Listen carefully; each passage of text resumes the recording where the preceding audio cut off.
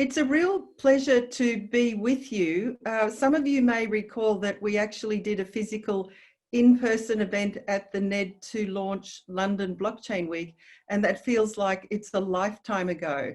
And so it's just such a pleasure to be doing this again virtually, and also to be doing a series with you. So we're really looking forward to feedback from the NED members about topics that you'd like to talk about. So every 2 weeks, until the end of the year, we'll be talking with you and sharing insights from experts on different aspects of the tech. So it's a pleasure to be with you. And I'd like to introduce my wonderful panelists, both of whom are good friends and absolute leaders in different aspects of tech in the UK, Helen Disney and Toby Lewis. So Helen, can I just invite you to introduce yourself, but talk about your background and the kinds of things that you're doing. Sure. Well, thanks for having me, and thanks to the NED for setting this up. It's a great opportunity to spread the word about tech. And I think, you know, we've just discussed, it's the moment, because I used to work in politics and quite a few people would say to me, well, I'm not political. And I'd say, but everything is political.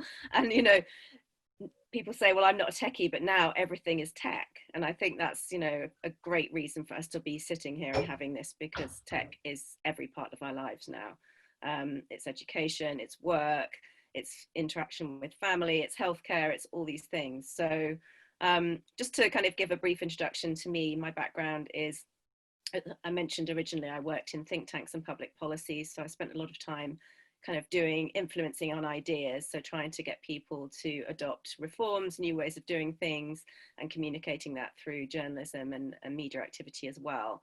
And around 6 years ago, I started working sort of by chance on a big Bitcoin event, and initially knew nothing about Bitcoin cryptocurrency. I wasn't a tech person. I didn't know anything about blockchain, but I got very hooked in once I started really learning, and it took me a while to learn, into understanding how these technologies are going to make a massive impact on every aspect of our lives. And that's not just, you know, about, you know, money and payments and transacting online in a straightforward financial sense. It's also lots of other industries. So I started up a company called Unblocked, and the idea behind that was unblocking all these difficult concepts that many people who feel they're not technical can really understand them without necessarily being a programmer or a developer, but understanding these topics from a strategic kind of business perspective, or from a perspective of policymakers who want to kind of understand how this is changing the rules of the game for many things that they are interested in, whether it's consumer protection or better delivery of public services. So we're an education platform. We do lots of events, obviously now virtual rather than physical for the moment, but we've run a lot of one-day events around different themes. So how is blockchain impacting on healthcare? How is it affecting environmental impact and social impact?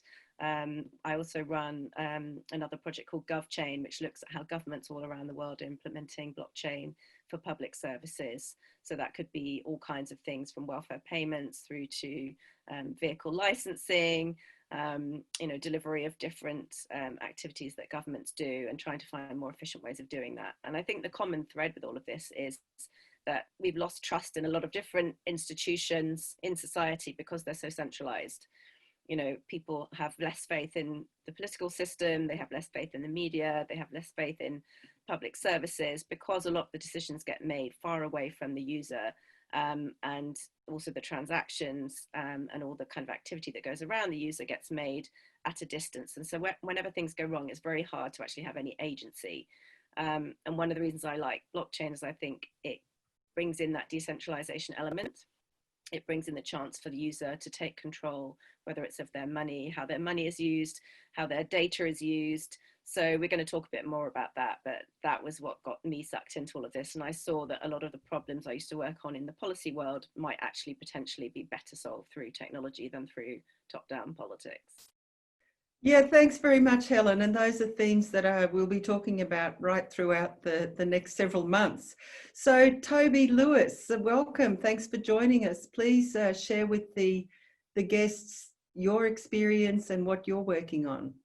Yeah, thanks, Jane. So I'm Toby Lewis, CEO of Novum Insights. We're a research business of blockchain, AI, fintech, looking even at the circular economy, so trends around sustainability. But generally, we're really digging deep into what frontier innovation trends are doing and providing that intelligence to large corporations, investors, people looking to unpick those markets and try and understand exactly where they're going, what's happening. There's been a lot of comments here already about sort of how sort of tech is impacting all aspects of business and life, and we're looking to really help people try and understand and synthesize what's going on with those trends, and provide interesting data. We've got a team of data scientists and analysts, and we're always looking for which companies are taking off, which technology trends are beginning to sort of trend upwards. And it's really sort of trying to make sense of a lot of changes that are all going on at once. Yeah, Toby, and we're really going to look forward to hearing a little bit more depth about that in a moment. What I've prepared, just briefly, if you'll bear with me and see if I'm capable of sharing my screen. I did a brief presentation to take people through, you know, some of the things that are happening just in a big picture sense, and try and create a thoughtful vision for the future. Because I think, as Helen said, digital technologies and the future of everything that we're going to be doing in the future is going to be driven, aided or supported by digital technologies. And I think that the pandemic has really shown us that the speed with which we've gone more digital has been breathtaking. But I want to start with the fun facts, because these are the kinds of things that will shape the way we think about our children's education and lives, and think about what we're going to be doing, you know, over the next decade or so. So the first one is 65% of children today will hold jobs that don't yet exist. So think about that in the context of schools, education, universities, what they're learning. 40% of existing degrees will be obsolete. Machines are already more accurate than dermatologists. By 2030, the largest internet company will be an education company with smart bot instructors to personalize learning. Software developers are now more valuable to many companies than money. There's a severe talent shortage in the digital world. And as everyone said already, this is not a decade from now or a century from now. This is now. And I'm really looking forward to hearing from Toby about how some of these things are taking off. So all of these things, from drones and self-driving cars, robots, the big data, bots, gamification, these are all working now and will underpin the future of what we do. And what about artificial intelligence? Just looking at healthcare, thinking about how the future of healthcare is going to be empowering you, empowering individuals to make better decisions about their health, guiding treatment choice, making more efficient diagnoses. Faster drug development will be possible with AI. Mobile applications will give granular patient-level profile data that will help people self-manage chronic diseases. Big data and wearables will allow yourself to monitor your own health and allow you to give access to your healthcare providers. And expert systems can even act in the place of humans using mobile in underserved areas.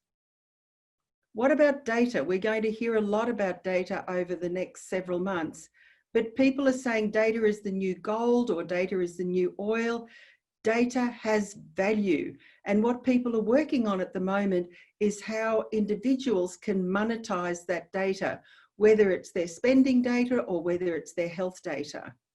You will own your own data. And what about work?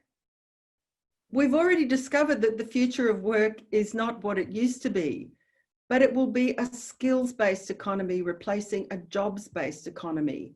The gig economy will grow and will vastly need to expand people's digital skills because there's a global shortage of digital skills. Freelancers will replace full-time equivalents. The soft skills will become more important, like critical thinking, leadership, complex problem solving will become increasingly important in the digital world. It's estimated that we will all require an average of 101 days of upskilling over the next 3 years.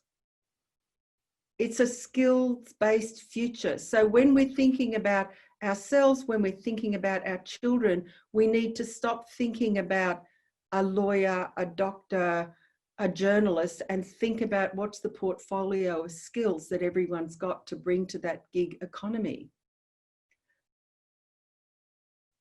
And what about education? Education's already changed in terms of what's gone digital, but the future is going to be customized education, interactive, self-paced computer learning. As people need to continuously upgrade their skills, there'll be the rise of continuous learning, changing the world to a skills-based economy. There'll be increasing international competition for people who are able to train in those skills. People will be able to access curated, interactive, personalized learning using AI and data. And there'll be no walls because students will be able to take courses from multiple universities. And education will be gamified, teaching critical thinking and problem solving. Think about what that means for the way that education, universities have been provided over the last 100 years. So the question is, and what we hope to be able to bring to you through this series is, how do we prepare for that? And what are some of the things that are out there? And what does it mean for the way that we do things, the way we think, and the way we begin to prepare ourselves for the future? So I'd now like to ask Toby to drill down and give us some of his data-driven insights to what's actually going on at the moment.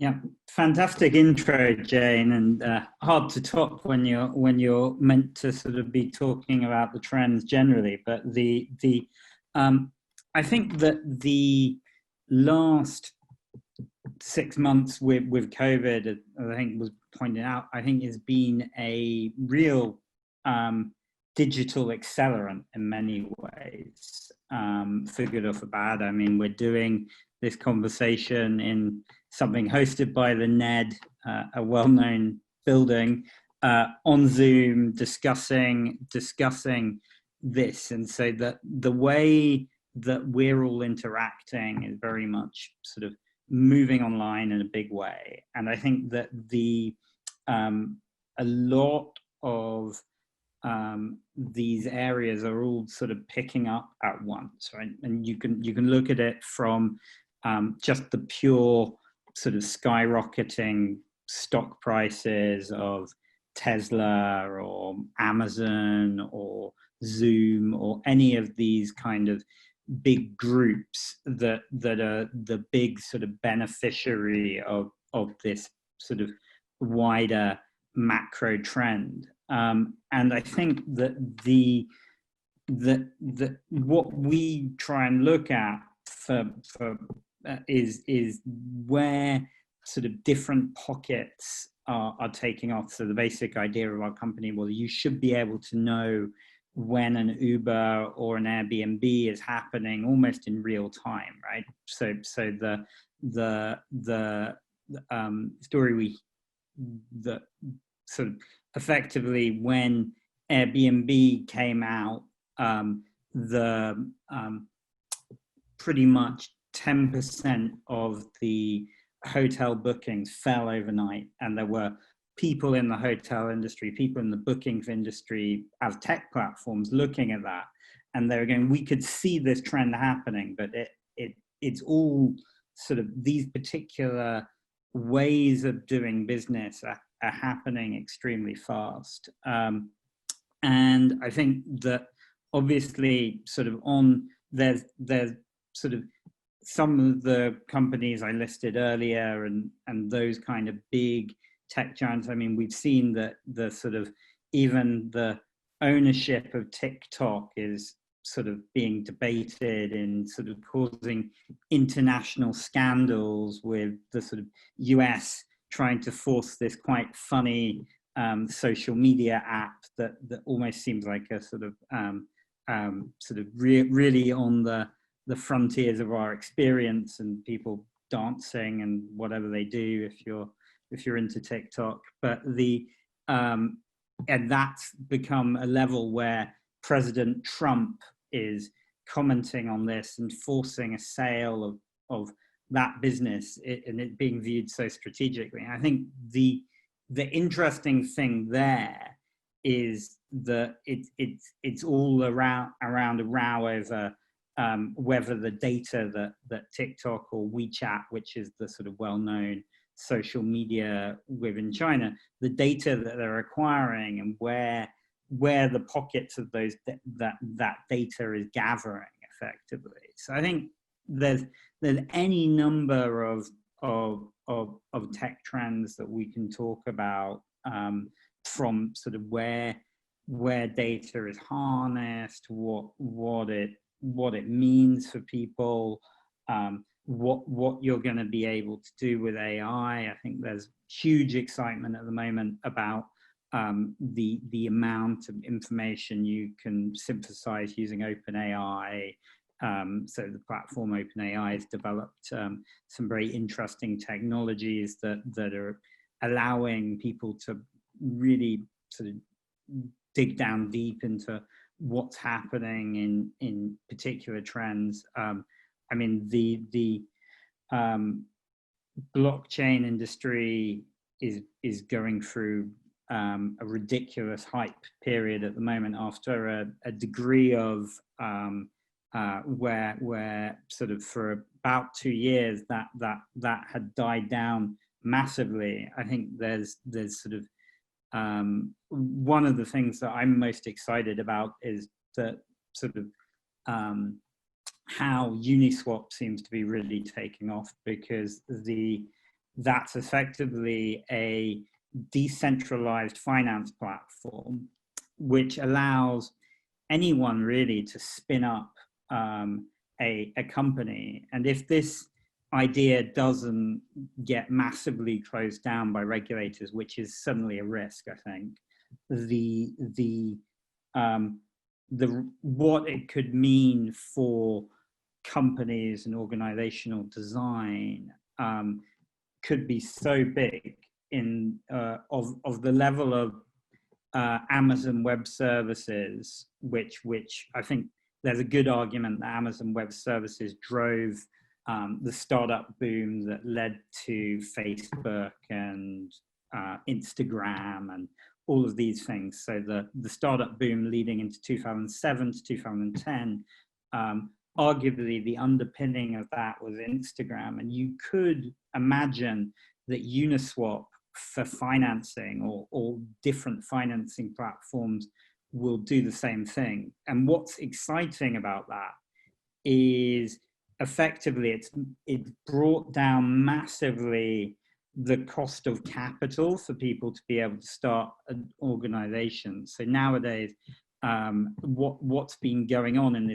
this niche that's kind of exploded from under $1 billion only a couple of months ago to more than 4 billion at last count this month, and I think it's going to explode exponentially from here, is that people can effectively get an idea and bring it onto the internet. I think there's all sorts of interesting little trends that are happening, and people looking to tackle sort of problems in the environment and that kind of thing.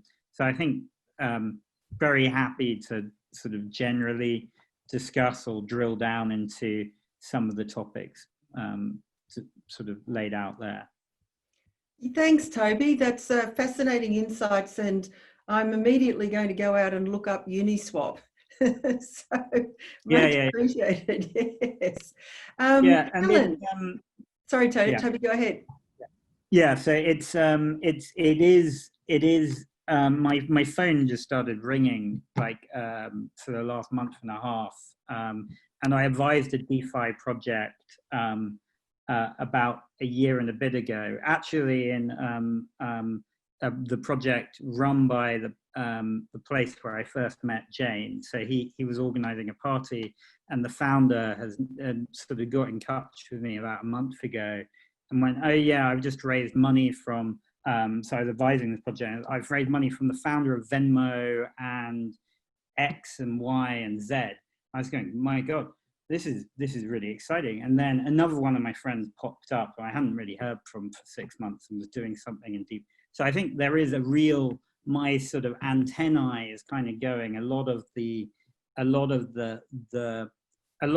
DeFi boom is being driven by Uniswap. There's another platform called Balancer that's very big as well, but we can dive into that in a bit. Well, I think we might even have a session sometime in the future just devoted to DeFi, because it's obviously a really big and growing topic. So thank you. Let's go to Helen. Really interested to hear from you what's going on with blockchain and healthcare, because that's current, but feel free to throw in any other trends that you're seeing. Yeah, well, I think the really interesting thing is, as we said at the beginning, a lot of assumptions are being upended. So I worked on healthcare for a long time from a policy point of view, and now I spend a lot of time gathering kind of insights into what's going on in blockchain and healthcare. And I guess, to start with, people may not understand the connection between blockchain and healthcare, so maybe I should just back up and explain that. So when people sort of say to me, "Oh, well, you're that Bitcoin person, what's that got to do with healthcare?" And they think it's sort of just to do with maybe, the financial side, making payments for healthcare, but it's actually a much bigger thing. So the fact that we have blockchain, or distributed ledgers, which is a way of keeping track essentially of all the activities happening on a network, means you can start to organize healthcare in very different ways. And that could be from either end. It could be from the sort of innovative end. So at the moment, we're all thinking about, potential vaccines for COVID-19. So on the R&D side, it could facilitate better collaboration between different stakeholders, whether it's, multiple pharma companies forming a consortium to do research and being able to share their intellectual property and do those kind of things and do that securely and share data in a marketplace. Or it could be at the other end, the consumer being able to keep track of what's going on with their own healthcare and have their healthcare data in a wallet, so in an application on their mobile phone where they can actually see all of their healthcare information. So it's a very different way of looking at healthcare, and it throws a lot of the traditional assumptions out of the window. And I think now, combined with what we're seeing with all of the remote activity that we're doing, we're getting these huge shifts, because healthcare is generally very hard to shift. I worked in healthcare policy for 15 years, and it was very, very difficult to get a lot of change going. I've maybe got one sort of serious healthcare reform put through in that whole time that I worked in healthcare. So it's not great progress for 15 years work, but that's how it is.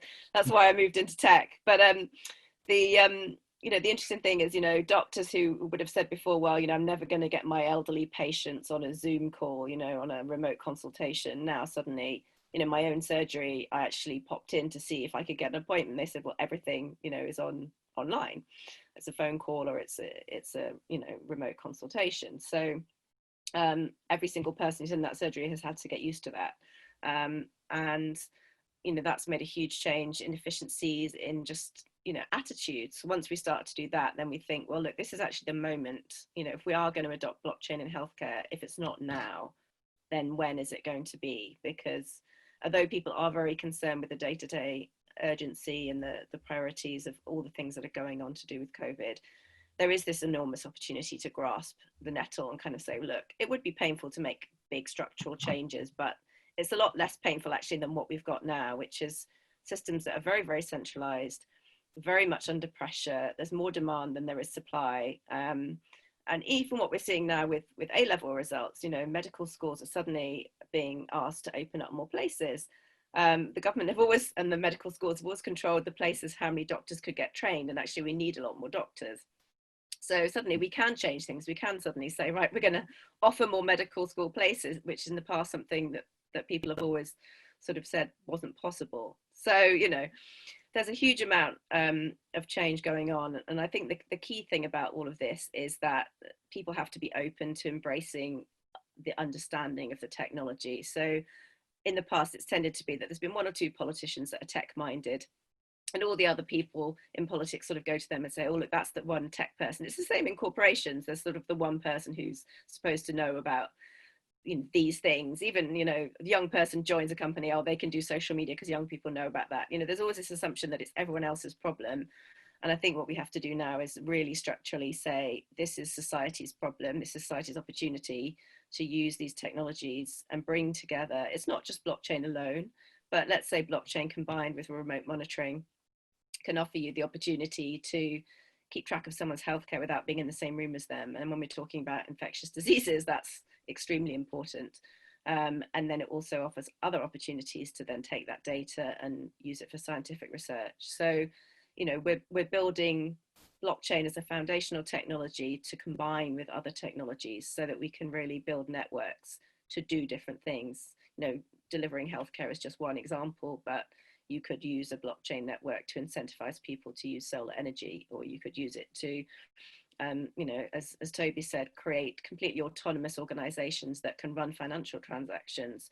And a company can actually be just simply a piece of software. So that's a very revolutionary way of thinking about how we do finance, which is extremely kind of worrying to people, and it's worth examination about what it actually means. Yeah, thank you, Helen. And both of you have spoken about how the pandemic's been an accelerant, and in health, it's kind of taken away some of those legacy curtains as people have desperately tried to find ways to solve things like remote care of patients. So it's really done that. Before we open up for general questions or discussions, I wanted to step up also and kind of highlight with that the pandemic has probably accelerated the movement to technology and increased people's capability of seeing how technology can be used in their day-to-day lives. And there's a few big shifts going on that might be worthy of future discussions, but I certainly wanted to put into your minds. And the first one is around money, and we've talked about the decentralized finance, and Toby's spoken about Uniswap and so forth. The escalation of the use of mobile money, particularly in emerging markets, has been incredible. I've been doing interviews over the last week or two with people just looking at remittances and flows to emerging markets, because that's where people are really hurting in terms of the impact of the pandemic. And what everyone said without exception is that the use of mobile money has really accelerated, and a bit like the doctors and healthcare, older people are using mobile money where they weren't before. But other things are happening too, like micro entrepreneurs in villages can no longer get any access to foreign exchange to buy maybe their Spotify cards or their Netflix cards that they sell in the villages. So they're turning to crypto as a way to pay for things as a medium of international exchange. Also, you know, the number of people who are trading on crypto exchanges because they're at home, they have no access to income, and so they're trying trading as a way of seeing if they can earn some income, is also accelerating. So there's a lot of changes going on in relation to digital money. The other big one, of course, that you will have heard about is the central bank digital currency race. And, you know, in the last month or two, at least 4 countries, the most notable of which, of course, is China, have announced that they're moving to a central bank digital currency. I mean, on that note, with China, of course, because it's got such a large population, and it's also got the Belt and Road Initiative, and then the potential that some 60 or more countries will be using the Chinese central bank digital currency as their medium of exchange, you know, puts into question the US dollar denominated economic system that we currently are working with.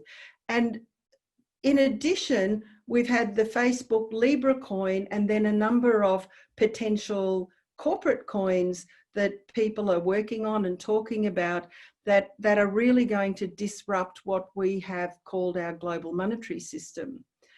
The second one, Helen's done a fabulous job of talking about the changes that are going on in healthcare, the move to remote healthcare, the increasingly data-driven healthcare, people controlling their own data and owning their own data and potentially monetizing their own data.